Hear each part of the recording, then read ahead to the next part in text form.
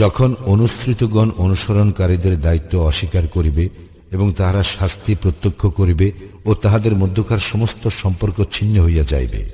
আর যাহারা অনুসরণ করিয়াছিল তাহারা বলিবে, হায়, যদি একবার আমাদের প্রত্যাবর্তন ঘটিত, তবে আমরাও তাহাদের সঙ্গে সম্পর্ক ছিন্ন করিতাম, যেমন তাহারা আমাদের সাথে সম্পর্ক ছিন্ন করিল।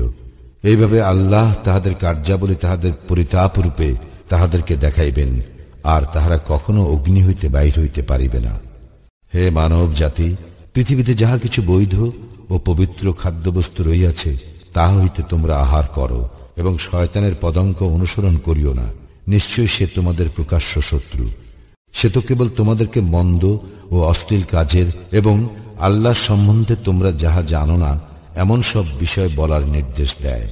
যখন তাহাদেরকে বলা হয়, আল্লাহ যাহা অবতীর্ণ করিয়াছেন তাহা তোমরা অনুসরণ করো, তাহারা বলে, না, বরং আমরা আমাদের পিতৃপুরুষদেরকে যাহাতে পাইয়াছি তাহার অনুসরণ করিব। এমনকি তাহাদের পিতৃপুরুষগণ যদিও কিছুই বুঝিত না এবং তাহারা সৎপথেও পরিচালিত ছিল না, তৎসত্ত্বেও